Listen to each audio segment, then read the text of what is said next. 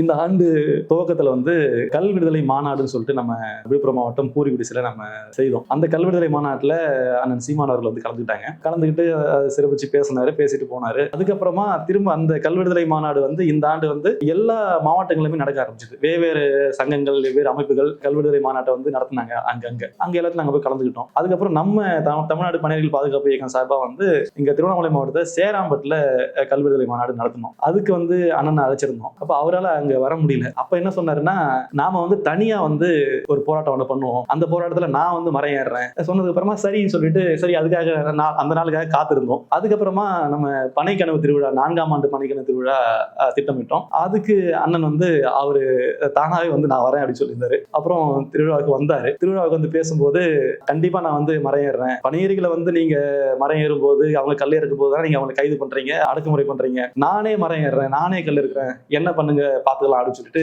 அங்க சொன்னாரு. சொல்லி முடிச்சதுக்கு அப்புறமா மேடையிலே வந்து நாம உன்னோட மரம் எங்க இருக்குன்னு கேட்டாரு. நான் இங்கதான், இதுதான் நம்ம மரம் அப்படின்னு சொன்னேன். அப்ப இங்கேயே வச்சுக்கலாம்டா, இங்கேயே வந்து மரம் ஏறலாம் அப்படின்னு சொன்னாரு. அப்புறம் அதுக்கான திட்டமிடலாம் நாங்க பண்ணிட்டு இருந்தோம். அப்புறமா வந்து தென் மாவட்டத்துல குலசேகரப்பட்டினத்துல பக்கத்துல வந்து பெரிய தாழை அப்படின்ற கிராமத்துல அங்க வந்து கல் இருக்கும் போராட்டத்தை அண்ணன் அறிவிச்சிருந்தார். எனக்கு அதை கேட்ட உடனே ரொம்ப மகிழ்ச்சி. ஏன்னா இப்ப நம்ம தொடர்ந்து வந்து இங்க வட மாவட்டங்கள்ல, விழுப்புரம் மாவட்டத்துல வந்து அதை சுத்தி இருக்கிற மாவட்டங்கள்ல நம்ம கல் விடுதலைக்காக தொடர்ந்து போராட்டி இருக்கோம்.